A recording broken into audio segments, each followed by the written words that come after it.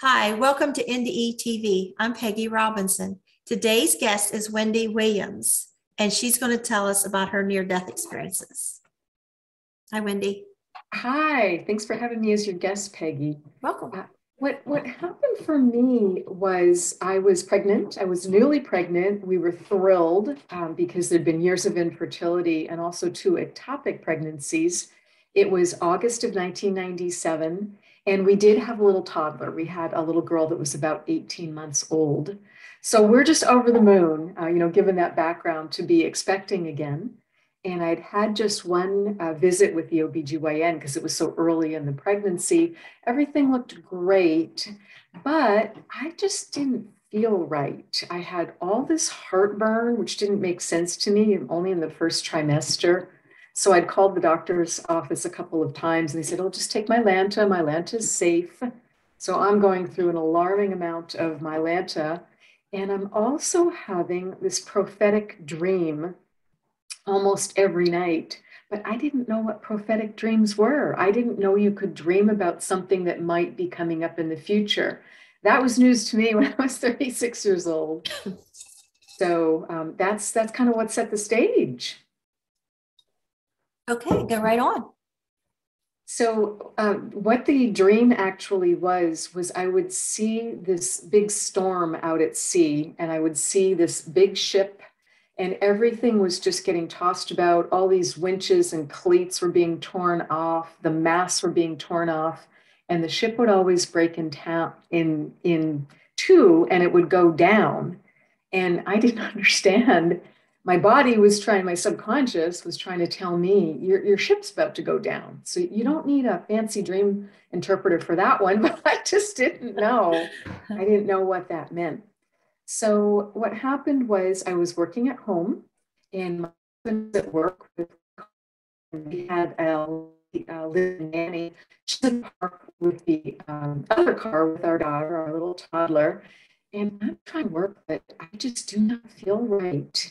And I can't get comfortable. So I try and lay down. I keep going in the bathroom. I just don't feel right. And all of a sudden, I was just hit by this sense of impending doom. And I've never had that before or since. So, The internet cut out and for a second there. okay, no problem. So I go into the bathroom, and Peggy, I looked down in my abdomen because there suddenly was this searing pain. And I'm like, oh my gosh, there is a knife in my abdomen. So I'm like literally looking, and it felt like something burst. And I passed out on the floor. How far along were And you? I was just 10 weeks, so not far along at all. So end of the first trimester. And I was fortunate I did not get hurt passing out because I was already like crouching down, getting down to go toward the toilet, and I didn't hit my head on the toilet. So I was fortunate. But I just, I don't think I would have come to, except there was this insistent male voice that I woke up to, and I'm lying on my side, I'm disoriented. So I'm like looking around the room, like, why am I hearing this male voice? And he kept saying insistently, Wendy, Wendy, you've got to wake up. You've got to call for help or you're going to go home. And I knew exactly what he meant, that I was gonna die. So I'm looking around the bathroom and I'm distracted because my mind is blown because it's filled with angels. And there were four or five of them. They were really big. They were like 8 to 9 feet tall. And there was so much light coming off them. So I'm just like mind blown, mind blown. Wow. Because it took angels out of the realm of, well, wouldn't that be a nice possibility? Or I wonder if that's really true. Because I wanted to believe in them, but at that point, they were kind of like beautiful art to me, or like lovely Christmas cards, because I hadn't had any experiences. Well, this took it right into the direct experience. So there was just no changing my mind after that. Angels are very real. They are they're around us all the time. They're available to help us, but we have to ask. So he repeated this statement, and I'm like, why does that feel like Archangel Michael? Is that an angel? But I was just hearing the name, and I replied to him, I can't walk. I don't think I can walk. And his answer was really interesting. And what he said was, you just have to be willing to try. So, and I think that's really important too, because that is so true. You know, even when things are darkest or most challenging in our lives, we just have to be willing to try. True. And also be willing to ask for help. So I managed to get up on my hands and knees. I've got like both arms around my belly because there's so much pain. And the minute I got up on my hands and knees, it was like being gently lifted or flown to the phone, because this was before I had, you know, a cell phone glued to my hand or my back pocket. It just was a different era in 1997. So they take me the short distance to my landline in master bedroom on the nightstand. And I'm like trying to reach it because I'm still on the ground. And I did think for a second, well, who should I be calling? Should I call 911? But I had never called 911. If there was a moment to call 911, that would have been a good one. But it just didn't enter my mind somehow. It didn't seem right. So I decided to call my husband. He worked 5 minutes from home. He's got the car, and miracles continue because he actually answers the phone at work. I don't think I've ever reached him at work before or since. And I give him great credit, because all I said was, I need you to come home right now and drive me to the hospital. Can you do that? He didn't ask me a single thing. He just said, be right there, and like threw the phone down. So I, at that point, just have enough time to call the OBGYN office, tell them what's going on, this incredible pain. And I told them my abdomen was really distending, which I didn't understand. I can just see it getting bigger. They asked me if there was any bleeding. I said, nope. And I know they're thinking miscarriage, and I've never had a miscarriage, but it just didn't seem like a miscarriage. My perception was something burst. I don't know what burst. When you had the ectopic, was that a surgical procedure? The two ectopics I had were both surgical procedures. They did not burst. That's a very good question. Yes. So when I'm talking to the OB office, they say, okay, when you get here, we're so glad your husband's going to get you right here. It sounds like that's faster and better than calling 911 at this point. So just get here and just leave your car. Don't park in the parking garage. Just pull up and leave your car, and we'll be waiting for you curbside with a wheelchair. We don't want you walking.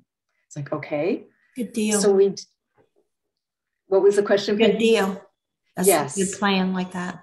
Yes. And I was very fortunate because the OBGYN office was right at the hospital. So I think that was important too, with what was happening to me and for me. And so we get to the hospital, the doctor's office 15 minutes later, and they whisk us upstairs to their office and straight into an ultrasound room. So the ultrasonographer tries to do an ultrasound and get a visual on what's going on. And I'm looking at the screen, and I asked her, is that machine on? Is that machine working? Because I've had ultrasounds before and you couldn't see anything except black, which I didn't understand. So she's keeping her game face on very well. And she just touches me on the shoulder and she says, I'm going to go get the doctor now. So my husband and I are looking at each other like, oh, this is not good. This is just not good. This is all happening really fast and this is not good. So the doctor comes in, he tries to adjust it, and he realizes what's going on and lets me know that there's just blood going everywhere. He says, there's a big abdominal bleed. That's why we can't visualize anything. That's all the blood. And that's why your abdomen is distending like that. You're losing blood in some place that you should not be losing blood. So we're going to admit you to the floors right now. So someone ran and got a stretcher. They didn't even want me in a wheelchair at that point, and take me over to the hospital side of the building. put me straight up on the OBGYN floor. And the nurse out at the nurse's station is calling for blood. So she's calling the Central Blood Bank because the Seattle area uses Puget Sound Blood Bank. Most of the hospitals do, because when you have a central blood bank, you don't waste blood because it's such a precious commodity. So they've asked me my blood type, if I know it. And I'm like, yes, it's A negative. I think everybody should know their blood type, and just you put it in your phone because you just never know when minutes count. So she comes back and does not look happy and tells us that she found out from the blood bank there'd been a major train collision 3 days earlier, and it had wiped out their supply of A negative blood. Wow. So this is the Central Blood Bank. So they're going to have to go around and see if there's like another hospital that can release some back to them, or, try and figure out what to do, because they don't have blood. And I clearly need a transfusion at this point. So there was a very brief discussion of doing surgery. And I'm kind of looking at them like, what are we operating on? I'm pregnant and you don't have blood.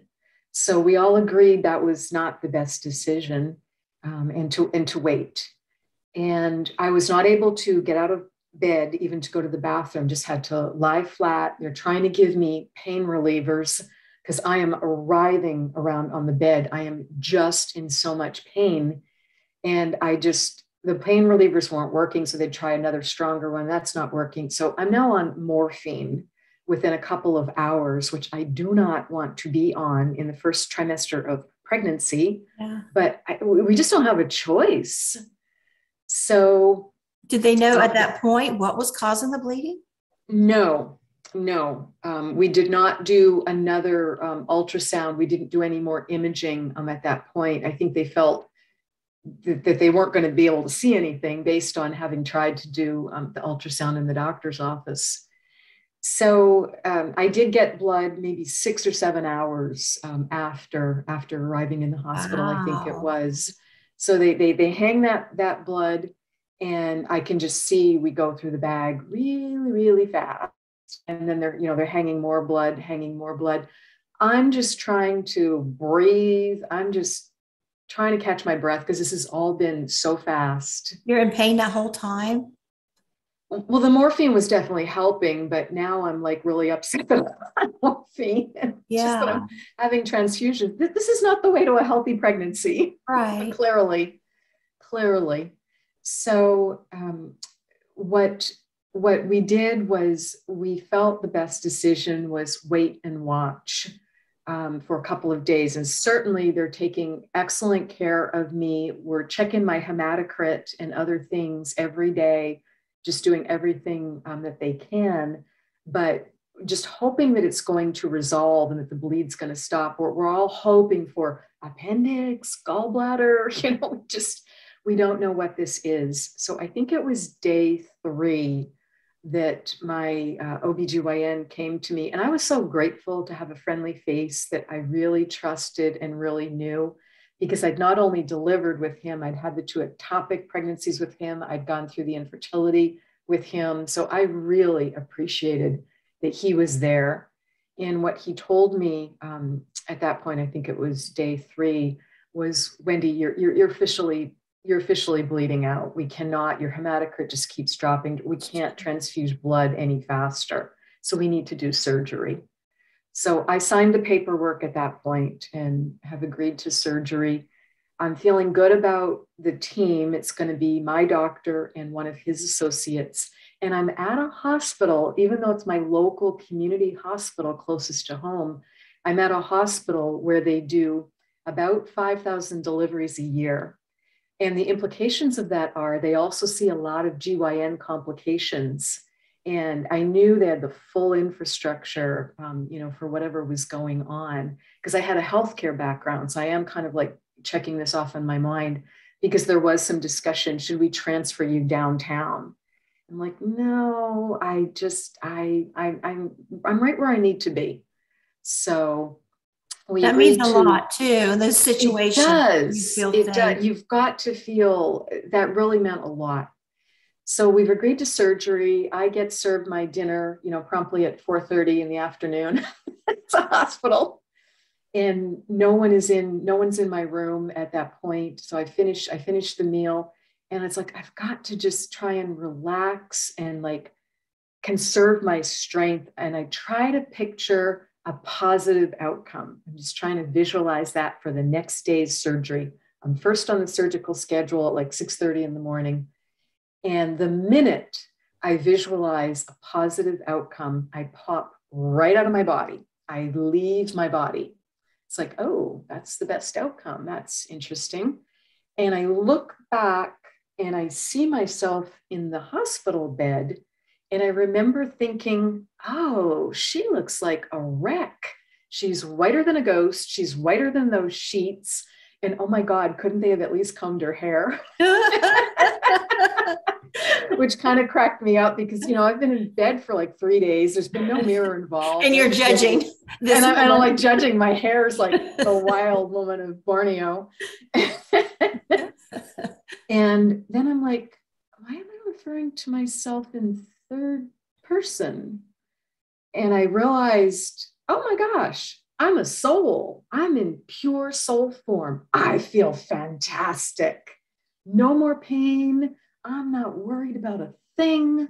And I'm like detaching from that body pretty easily, which again concerned me. I'm like, oh, she's fine. I'm just going to leave her there in the bed.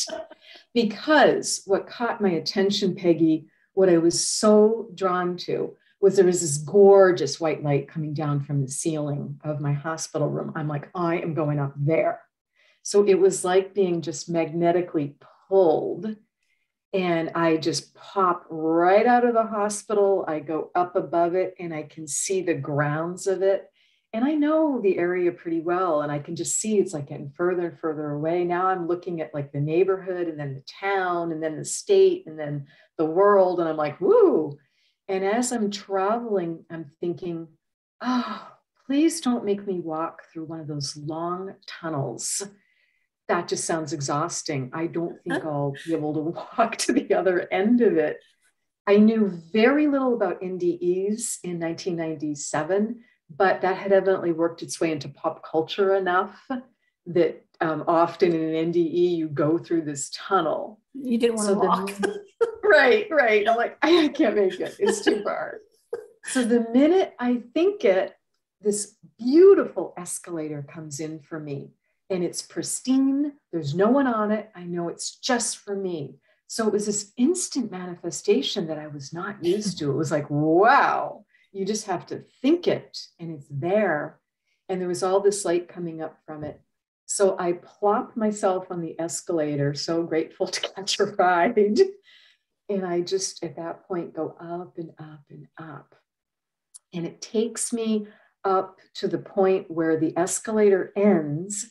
And at the top of it, I see the same angels and I see my soul group. I see soul family. There's like 20 of them there, counting the angels.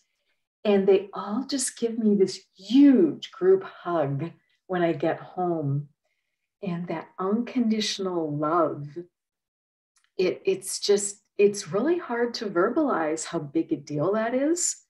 And it made me realize how little of it we get on earth, and we need to give it to ourselves. And we also need to give it to others and really up our game in that area without it being so conditional. Well, I really love him, but only if he loves me in the way I want to be loved. It's like, well, this is the place we're in, or well, I'll just love them if they'll just change these things.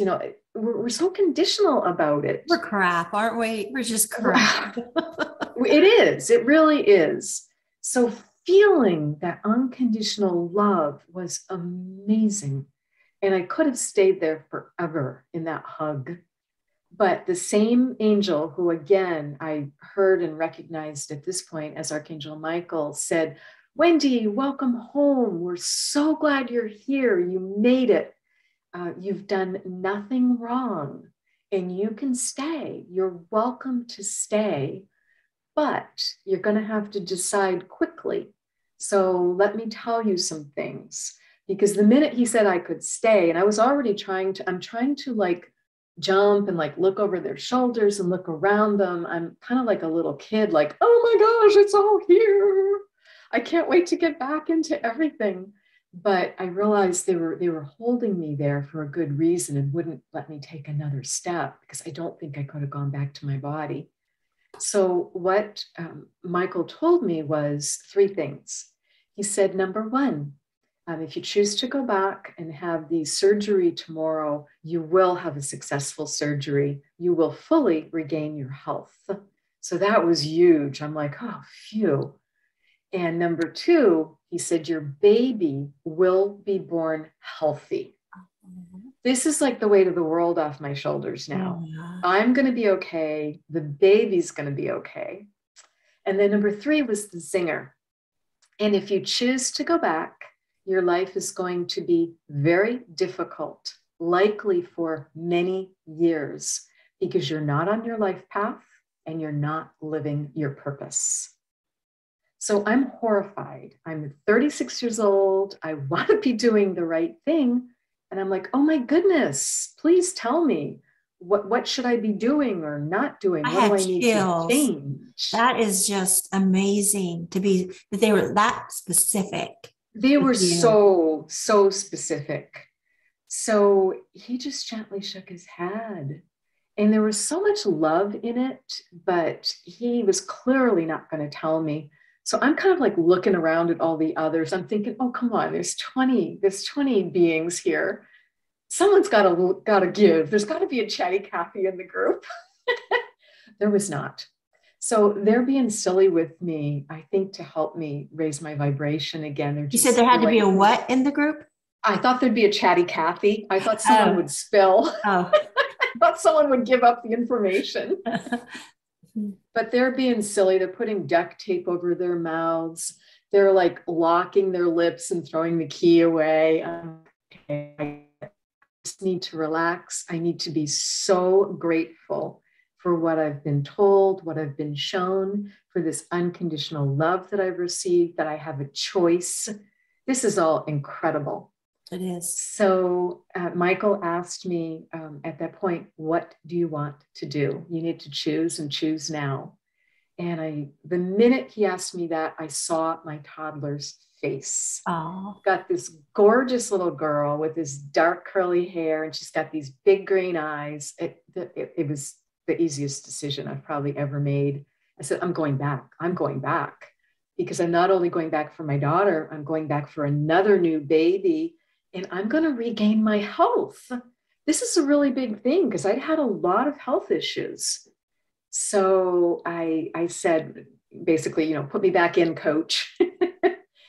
And they gave me one more huge hug as a group. And that time I realized it wasn't just unconditional love, it was energy. And I don't think I would have survived the surgery otherwise, because my gas tanks were just below empty from all the blood loss. So I say I want to go back. They just turn me around on the escalator, and I'm like looking over my shoulder, and everyone's like cheering and waving. And now, what do they look like? They all look like those angels did, the tall? No, the angels looked different. They looked like big, full body forms, all in white. I can't see a face. It's kind of like there's like a cape with a hood. And I can sense huge, magnificent wings, because I can see like the tip of the wings, like below their feet, because they float. They're not like standing the same way. Everyone in my soul family looked just like me. We all look like these big white beach balls in pure soul form. And there were like these little sparks, like a little lightning storm within the beach ball. And it was just like so lively and so happy. So that's how you look too like. there? I looked the same way, except I looked deflated, like about 3/4 of the air was out of my beach ball. And I remembered when I got on the escalator, I'd like sloshed over onto the handrail, and I was like clinging on to that, because I just didn't have enough energy. So that's why I really think they gave me energy.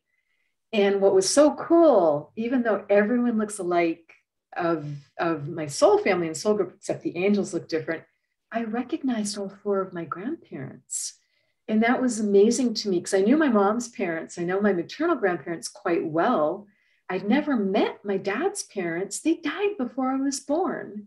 They died, his mom died when he was 6, his dad died when he was 17. So I never met them, but just telepathically, you just know, you recognize people even though they all look the same. And I thought that was another great lesson. Appearance doesn't matter. Race doesn't matter. Gender, religion, we're just all these beautiful souls. And I thought that was such a wonderful depiction of that. So I go back down on the escalator and they're all cheering me on. I'm like looking over my shoulder, but no regret. Very, very happy with my choice, even though I know it might get a little challenging. So I just gently pop back in my body and the white light just kind of like retracted up and it was gone. So that was the experience of those two NDEs in that week. And the next day, I do indeed have a successful surgery. And what they discover is the fundus, Fundus, which is the aorta at the top of the uterus. The aorta had ruptured, and they estimated I'd lost 3/4 of my blood supply that week, based on how much transfusion they had to do. So they surgically repair the uterus. And thankfully, the baby's, tiny little peanut at 10 weeks gestation. And they also said that the baby was super low and all the way to the left. So they obviously had imaging going on while they're doing the surgery. Good. So they were keeping away from the fetus the best they could. And they said that was easy to do. So that gives me some hope too. And so I'm in the hospital just another 2 or 3 days recovering. I get discharged to bed rest at home, bed rest for 6 weeks, because I am weak as a kitten. I could only climb the stairs to go upstairs to the bedroom once a day. And we were so fortunate we had our nanny, because she's not only taking care of our little one, because my husband's at work, but she was taking care of me. So, she'd make my meals and, bring stuff to me and just make sure I was doing okay. So I just was the couch potato for 6 weeks until I started feeling better enough to go back to work. Okay. So I go back to work. It's a job I love. And everyone's like, Wendy, are you all right? What happened? You've been out for so long. We heard something happened. Are you okay? And Pegi, I just didn't know what to say. It just was like so much to process. Right. And it had changed my belief system so much. And I just didn't want to be babbling about angels saving my life in like the hallway at work. And it's so personal. As you like pass each other and like, oh, Wendy, glad you're back. You okay? It's just like, right. I tried to talk to my husband about it. He was so distressed by the experience. He wasn't processing it very well. And he really couldn't have the conversation. I so wish I had known about IANS, the International Association of Near-Death Studies, because here I was living in Seattle with the oldest, most established IANS chapter in the whole country. And I really would have benefited from that support, but I didn't know about it. And it also, like nowadays, I would just Google, I would find some group, some specialty healer, but times have really changed a lot in the last 24 years. And I've changed so much, I would know how to do that. Right. So I'm back at work, and I'm back at work for about 6 weeks.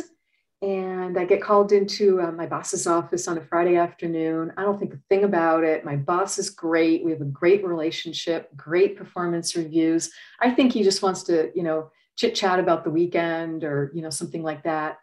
Friday afternoon. So I go in there, and the minute I walk in his office and I see him, I see not only his face, I see his energy. I'm like, oh boy, brace yourself, Wendy. And I see human resources sitting at the table with this file. And she looks as deflated as him. I'm like, oh, I know what this is. Here we go. The infamous Friday afternoon layoff.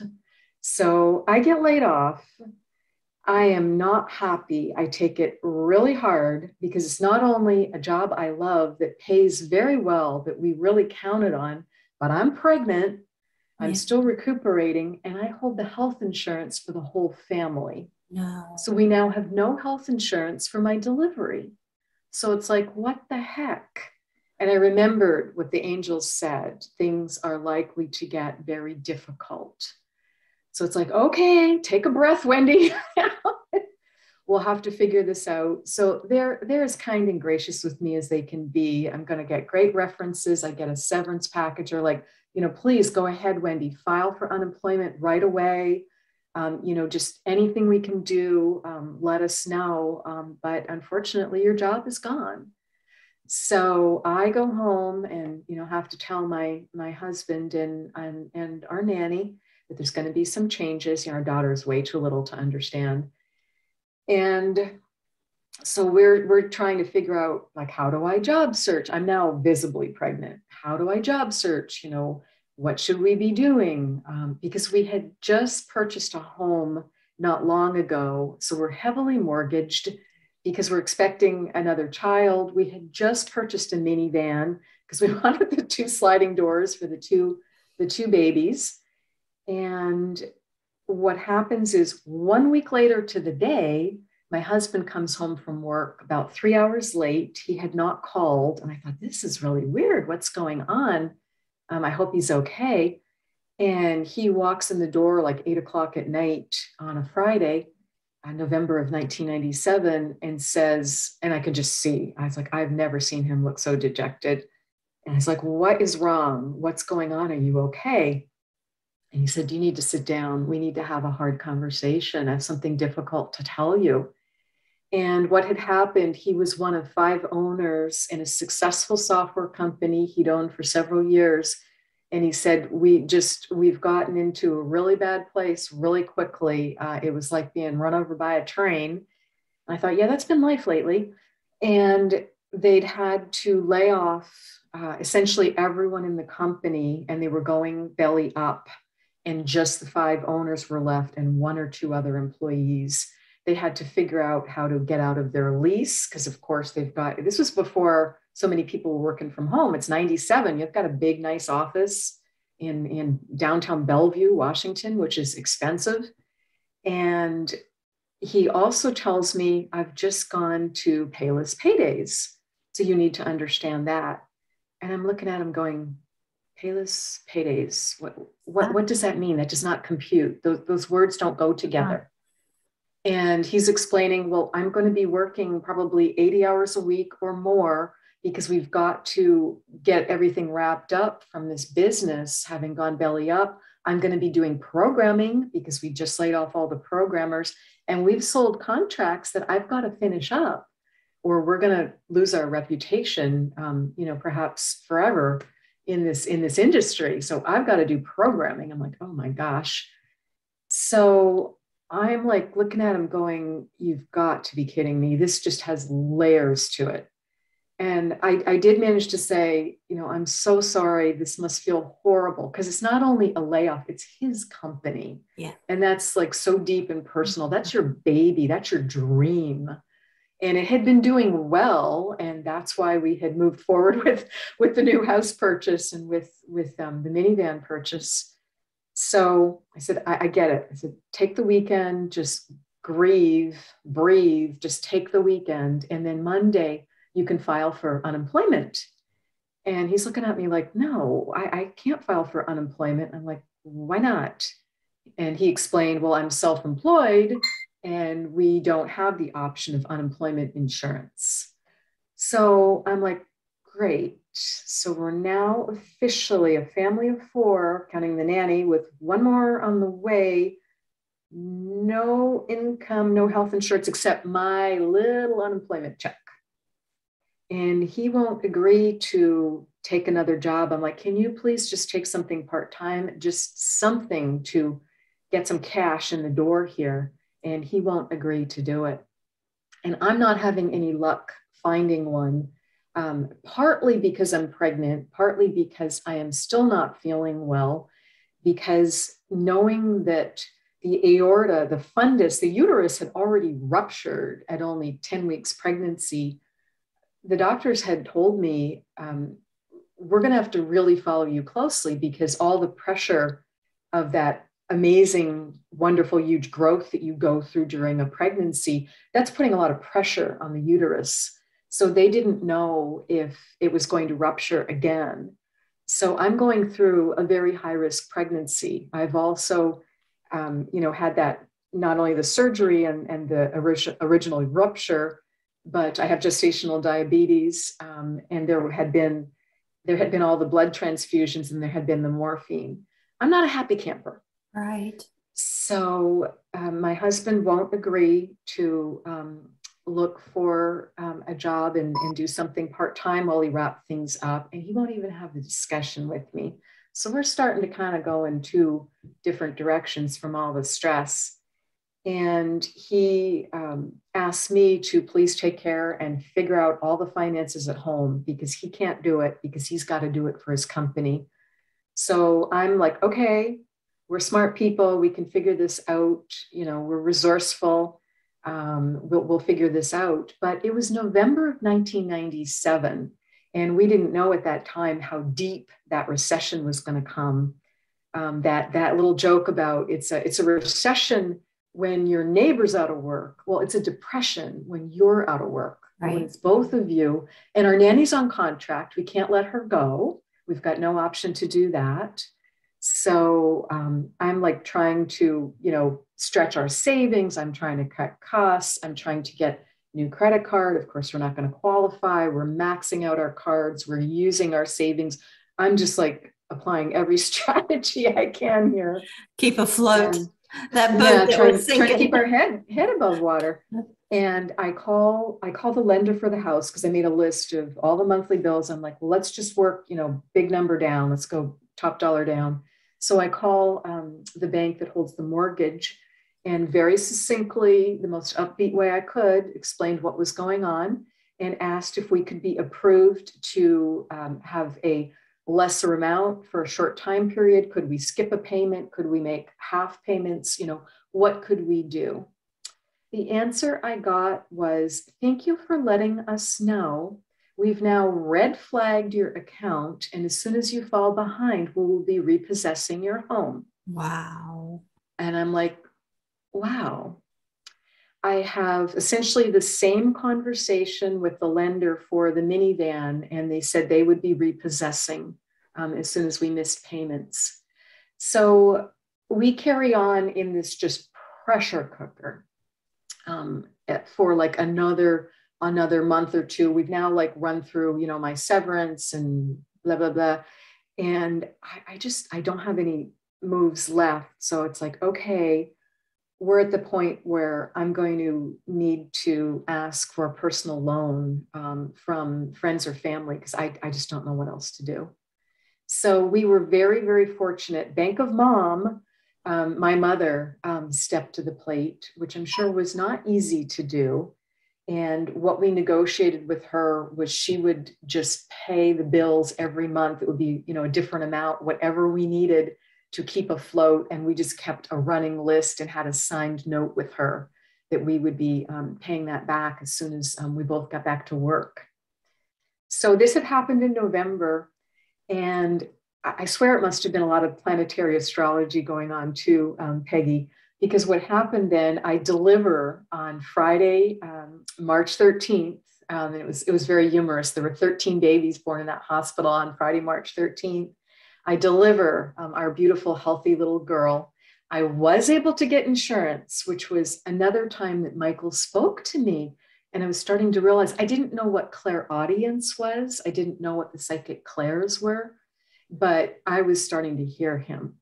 And I was sitting in the pediatrician's office one day, and I heard him clearly say, look, look. So I'm like looking at my daughter, well, she's okay. And I'm like looking around at the other kids to make sure nobody's like going to fall or has fallen or hurt. And then I can see like this light over on this little corner table. There's a lamp on it, and there's this brochure in it that I can't quite read. And he's talking about that. So I, put my daughter under my arm and go over and grab this brochure and shove it in the diaper bag to read at home. And it was WIC. It was Women, Infants, and Children. And I wasn't familiar with that program. But what they did was, because we were so low income at that time, and I'd been trying to get to qualify for other assistance, but we couldn't. We weren't qualifying for anything because we owned a home. We still had the home. But WIC did not take that into consideration. They look at the health of the pregnant woman and, infants and children. So we qualify and get health insurance. I didn't realize WIC offered health insurance. They did in 1997. Awesome. So 1998. So that was a big deal because we were really worried about going into the hospital and having this huge hospital delivery. Right. There was no option for me to deliver with a midwife, deliver at home, deliver in a birth center. I had so many high risk factors at that point. I needed a hospital delivery. And I'd gotten the estimate from, the billing office, and, my eyes were like this. Of how many thousands that was going to be. So we were really grateful for the insurance. We got approved for what's called now a drive-through delivery. It's a very short stay. We were approved for 24 hours, including your labor. So, labor can be up to 24 hours. Anyway, it was my second child. So labor was maybe, 12 in total. And then I slept in the hospital and we're discharged in the morning. So I'm going home like pretty flat here, pretty exhausted, but so thrilled. I'm holding this healthy baby at home. And I was by myself for a moment. I think I was nursing her, and everyone else is, doing something else in the house. And I clearly heard Michael again say, "Your contract with your husband is complete." And I got such a chill down my back. And I'm like, what does that mean? I knew what it meant. I knew he was telling me that the marriage was over. I am not happy. I'm now arguing with an archangel. Can I at least catch my breath? Why is this happening? How have I co-created this? What the crap is going on? And I did remember them saying life was going to get very difficult. So I'm like, this child is not even a day old here. And you're telling me, and I didn't find out for years because I didn't know how to find my own soul contract with my husband. And my soul contract with him was to have a long-term marriage that we would both significantly grow from, all true, and to have beautiful children together, children, R-E-N, plural. I'm holding number 2. So Michael's letting me know that the contract is complete. So you can have a contract complete and you can choose to stay. We have free will. So I chose to stay until our youngest was 6 years old and in school full time. I mean, did your husband indicate there was a problem, or was that? I was much less happy in the marriage than he was. He was more, it was more meeting his needs, and he's a more easygoing person than me. So he seemed happier than me. I was not happy. I had found it challenging and difficult almost from the get-go. But again, this is not meant as any sort of negative comment. He's got many great qualities, but I wasn't in a marriage that was right for me and that was serving me well. So we were in it for the children. I did not share that message with him. I did not think that would be helpful. I thought it would be hurtful. So I zipped my lip. We had tried some minor counseling, but he didn't really want to go. And I could hear nothing's going to change. It's not going to help it. It's not going to fix it. So, when your intuition, your higher self, your guides, however you relate to that beautiful divine knowledge is telling you that, you need to listen. So we divorced when they were 6 and 8, because I thought that was the best point to do it because they'd both be in school full time. And I thought as two single parents sharing custody, we did 50-50 shared residential schedule. Did your And there we finances got, improve? pardon? Did your finances improve during that time? Yes, they'd certainly improved because what happened was the very weekend that I give birth on Friday the 13th, as I said, on March 13th. He went back to work on that Monday, 2 days later. So it was crazy how like we both went down at the same time and then two very good things happened at the same time. And I went back to work 3 months later. And ironically, I went to work in the same hospital because I'd fallen in love with that hospital. And I was able to get a job there and was just thrilled and was there for 7 years.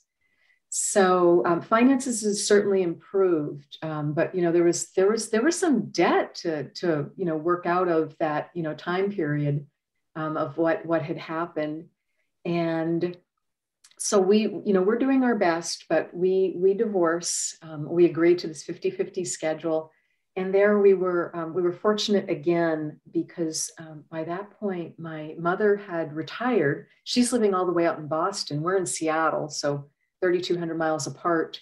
And I'm the only child, and it's the only grandchildren.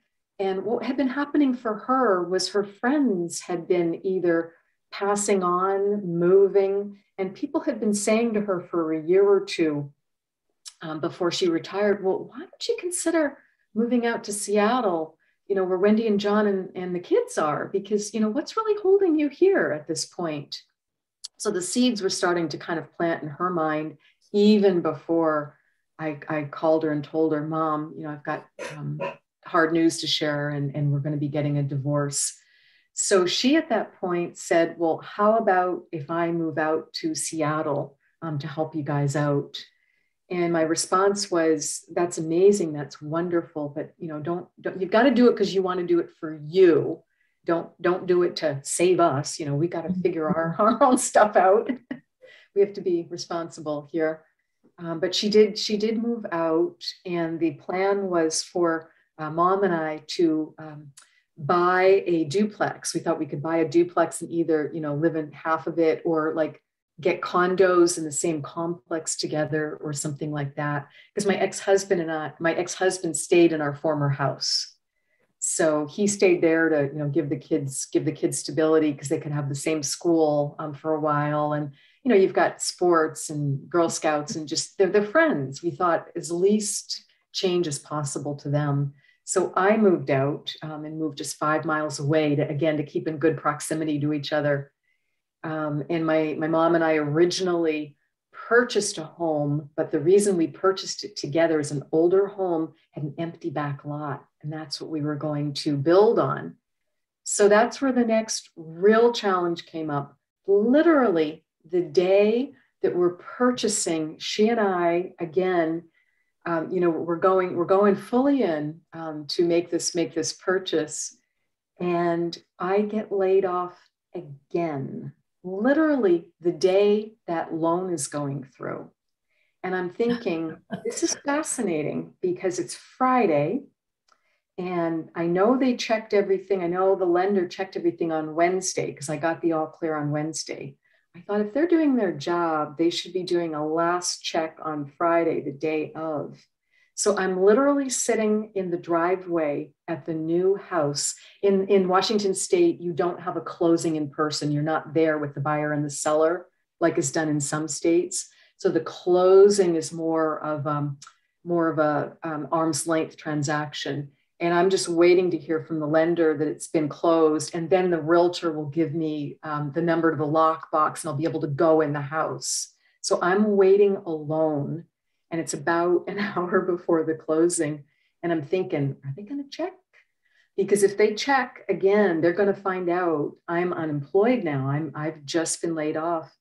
And my mother is a senior on a fixed income. We are not going to qualify for this. And I'm also thinking, do I want to qualify for this? Because I'm really stepping off into the abyss here. I'm really stepping out in faith that I'm going to get employed very quickly to be able to, to take on this big loan. So they did not check. I did have another funny moment. I just was at the point, I'm like so panicked. I'm trying to get clarity. I didn't know how to meditate. I didn't know how, I'm like trying to pray. I'm trying to get clarity, but I didn't really have it. I went to the trunk of the car. I'm like, there's got to be some paper bags here for grocery shopping. I'm putting this paper bag over my head. So I feel like I'm having a panic attack. This must be what a panic attack feels like. So I breathe into the bag until I feel ridiculous. And I'm like, Wendy, you're fine. Take the bag off, call my mother. I'm like, Mom, we need to make a decision, go or no go. And I told her what had happened. I said, I've just been laid off. And I can hear her on the other end of the line go, what? Today? How fast do you think you can get a job? I'm like, I don't know. So we decide to go ahead and purchase it. And it was a blessing in disguise. I was back to work maybe 6 weeks later, but that 6 weeks gave us time because I literally moved out of my former house. So the kids got used to going back and forth with like me there full time. I decided to go volunteer in their classrooms, which I hadn't been able to do. And it also helped my mom get oriented because here she's moved across the whole country and she's like, I need a haircut. Where do I get my life insurance? You know, she's just got like 1 million questions of how to get oriented. And we also need to get her unpacked. And we need to get, you know, the few things that I took with me unpacked. So that 6 weeks was a blessing in disguise. So that, you know, that worked very, very well. And then we just worked on getting our building permit and getting our new house built. And that became another major challenge because it took 3 years to get the building permit. I have not heard of a building permit taking that long with anyone anywhere. So that was super challenging. And what happened at that time period was this was between 2004 and 2008. So we move into another major recession. Our plan all along was build the house. That'll take like 1 to 2 years was our thinking. You'll get the permit, build the house. We thought like a year, but it turned into 4 years. And in that point, that was the whole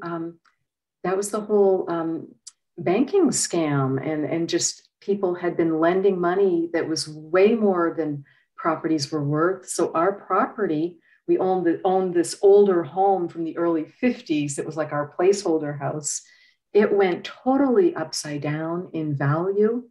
So I ended up getting bankrupted Oh my as a goodness. result of that grueling process. But we did get our duplex built, and then we couldn't sell the house, the original house. It's like, well, we can't carry 3 houses. This is insane. So, you know, Mom and I were both going into debt again at that point with it. And it's like, well, then let's rent the original house. So we were able to do that. That helped somewhat. You know, we had a lot of decisions. We're like, do we sell the brand new duplex? You know, do we live in half of it and rent the other half? You know, we just were going through every scenario. We worked with attorneys, we worked with, you know, all kinds of people, but I thought, dang, those angels had it right. Well, at least it was nothing, I mean, traumatic. It was financial. It was a lot of financial stuff, which caused a lot of emotional angst and In your stress. marriage. Yeah.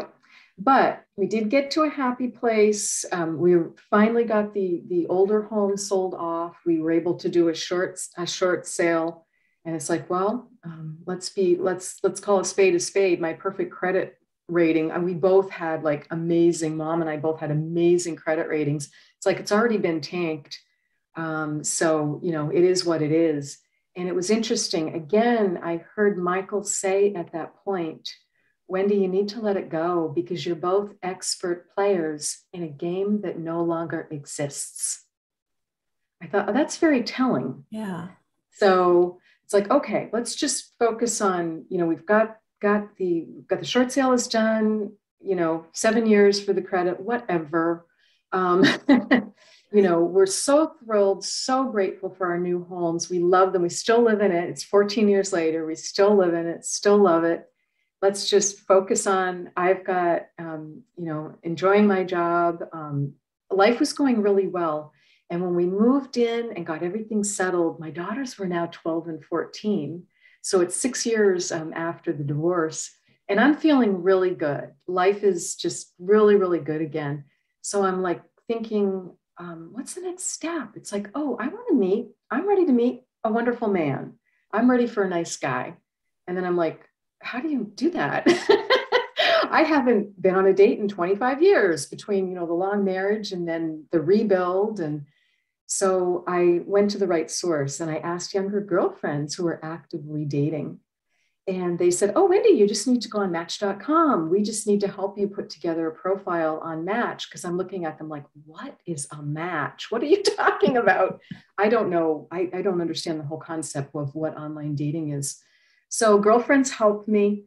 And at first I had my profile set to like 5 miles because I was super busy. So I'm like, I'm willing to meet someone. And there were a lot of people on it at that time, obviously, that I could put my geography that tight. The minute, so I felt, went on a couple dates and it's like, getting my feet wet. And I'm like, no, not feeling it. So the minute I changed it to 10 miles, Peggy, I saw this profile and I couldn't look away from the screen. And I'm like, who is this man? I know this man. I know him. So I immediately write to him and I'm like, where do we know each other from? And he has the same reaction to me. And he's like, oh, we've got to meet. So the last sentence in his profile has been written on no other Match profile ever. And it said, any woman on a spiritual path, particularly someone interested in an LBL, we've got to meet. So I'm Googling, I'm like, what's LBL? I want to make sure it's not some weird drug reference. So I'm like looking up LBL. I was thinking some weird sex thing. I thought of that too. Yeah, because like I said, the younger girlfriends were taking care of me because they're like, Wendy, you're very naive at this point. You have not been out there for 25 years. We need to take care of you. I didn't know what 420 friendly meant. I mean, they were like trying to teach me and they were like scanning some of them. But everyone, I sent his profile to like 2 girlfriends and they're like, oh yeah, there's something here for you. Go ahead. So I wrote to him and I said, because from Googling, I said, is LBL life between lives? Is that the 4-hour spiritual regression that Michael Newton wrote about in Journey of Soul? Did I find the right reference? Because I can't tell you, I wouldn't have said I was on a spiritual path until that moment. But the minute I read it, I ordered the book. I couldn't wait for it to come. From the library. It was before the instant gratification of Kindle. I love you, Amazon Kindle, and it's there in 1 second. So he's like, yes, do you know what LBL is? I'm getting ready to go for my second one. We have to meet because I know you. And I'm like saying the same thing to him. So we played how do we know each other for 3 weeks. That's how long it took us to meet in person to get scheduled for lunch together. Business travel and just, different things. So we were on the phone multiple times. We were talking every day, phone, email, text, every day, still trying to figure out how we know each other. The minute he walked into the restaurant, I got there first and I was sitting in the little entranceway, sitting on the bench. The minute he walked in, it was like being in an earthquake. I've always kind of made fun of people who said, well, the earth moved. Well, the earth did move that day because it was like everything was shifting for me and starting to fall into place. And he walked in and he had the same reaction to me. So I can't stand up. I've never had that happen. I cannot stand up from this bench. I'm like just looking at him. And he dropped down on one knee in front of me. And he's like a couple inches away from my face, just looking into my eyes, saying, I know you. Come on, get up. Let's go to lunch. So he, helps me up, takes me by the arm. And then it was like the spell was broken and I could walk in. We were there for 3 hours. And what we realized was it was a really powerful soul connection. It was past lives. We had never met in this lifetime, but I later found the soul contract. He had the soul contract to wake me up spiritually, which he did by simply mentioning Spiritual Path, LBL, and then I figured out Journey of Souls, Michael Newton. And that 3 weeks wait was perfect because I'd read the book by then. So we just like could not stop talking. And he became a wonderful resource for me and a mentor in that area because he'd been studying and reading everything he could. He'd been for multiple past life regressions. This was his second life between lives. And he was explaining to me how positively it had all impacted his life and changed his life. So we dated, we were exclusive in the most intense, uplifting, crazy-making relationship I've ever been in. I have no regrets. I'm always grateful for it, but it was not sustainable. It was just too intense, too up and down and all around because there was so much past life energy. Over the next 8 years, we found 21 lives together. 6 of them married. So that's a lot of energy. And we were both feeling it. So just things would come up at different points and we would get really triggered. And then we're like, wait a minute, is that anything to do with now? Did he help you bring out your NDE? Pardon? Did he help you recognize you had an NDE and I knew I'd had an NDE. I didn't speak about it for almost 20 years because it took me that long to digest it. And once I started waking up, and the minute I read Journey of Souls, I was like, I have to go for past life regression. So he found the regressionist for me to go to and drove me to that appointment. She was so amazing. So much happened in that first 2 hours. I couldn't believe I released a lifetime of anxiety in 2 hours because I'd always had issues with anxiety. I'd never needed to take medication, but it was a buzzkill. I knew I was living life small. I knew I was really conservative and I wouldn't make the bigger, bolder choices because I felt like life was more happening to me, not in a good way. I felt like I more got like run over by things. So I wasn't standing in my power. So it did help me start to unpack. He didn't specifically help me with the NDE, but just my spiritual awakening did. And so I had the first past life regression in 2011. I went back for my first life between lives with the same Newton therapist in 2012. And he and I were debriefing every session we did because we knew we broke up 13 months in. He ended it. And I have never felt such heartbreak because I could feel the contract. He could too, but he just told me the truth and said, I can't do it. And what the contract was for us to have a very happy marriage later in life.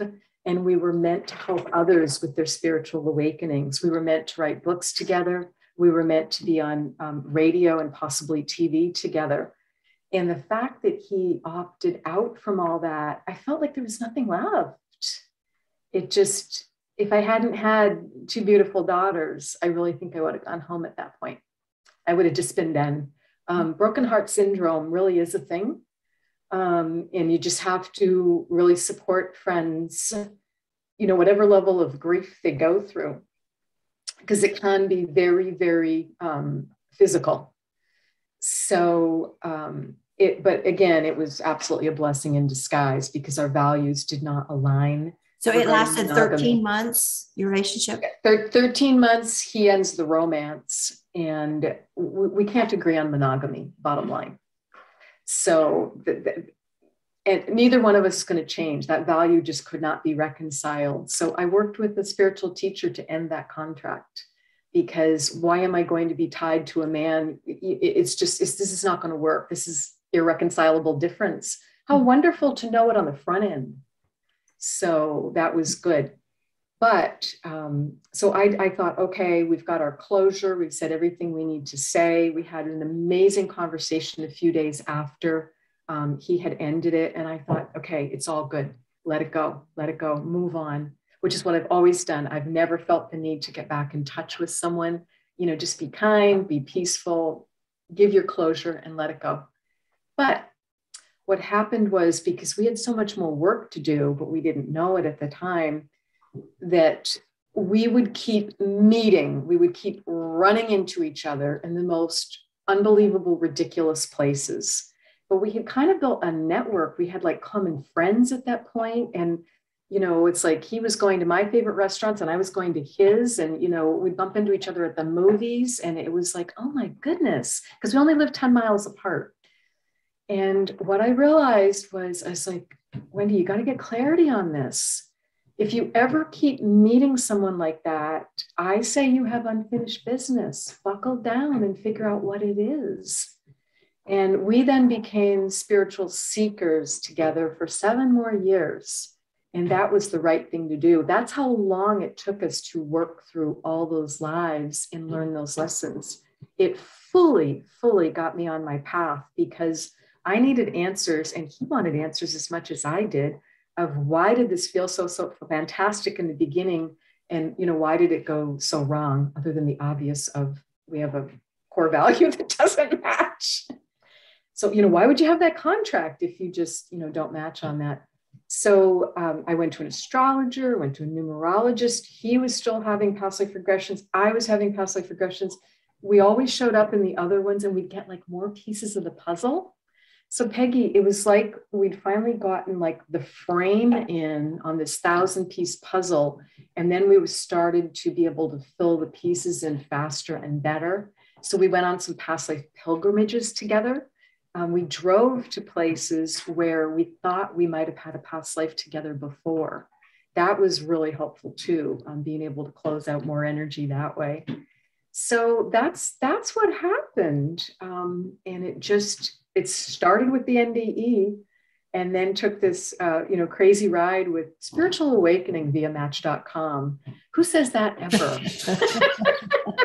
That is not one of Match's goals. I'm sure that's not in their fine print anywhere, but I believe our guides meet us wherever we're at. They're going to help us in whatever venue we're in.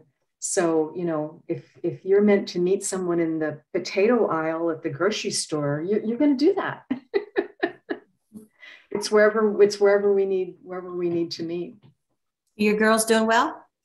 They are. They're doing very well. My youngest that I had the NDE with, she's 24. She just earned her engineering degree, human-centered design and engineering. She just finished that. My oldest is 26. She's in her 3rd year of veterinary school, happily married, and they already own a home. You froze up. You froze like, ugh. You froze and your face like, ugh. I was going to say the internet was stuck there. Yeah, it's starting to mess up a little bit now too. So I appreciate you telling me your story. That's fascinating. Well, thank you so much for asking me to be a guest and for providing this forum. It's just so wonderful to get to share these stories because I think they have a lot of uplift for other people to just have hope and just keep going and know it's going to get better when you're in those challenging times and really enjoy the good times. Yeah. And just be willing to ask for help. And your story shows how these experiences affect us lifelong, the connections and the voices that tells us things, they hang around and it's not Absolutely. Just, okay, here's this 5-minute NDE, goodbye, you know, that's it, because it's never it. It incorporates our life. Exactly. It just continues to unfold and unfold and unfold for forever. So I think that's definitely true, as well as we all have guides. I work with a lot of clients who say, oh, maybe I don't have one, or maybe I don't deserve one, or maybe they're not speaking to me. And we absolutely all have guides, but we just need to ask for their help. It's very rare there's a mismatch. I find it once in a while, and it's like, okay, we need to call in a new guide for you.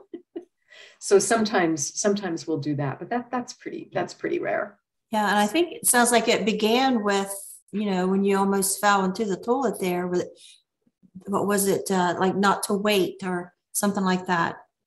Exactly. And I think it's so helpful to have any sort of spiritual practice.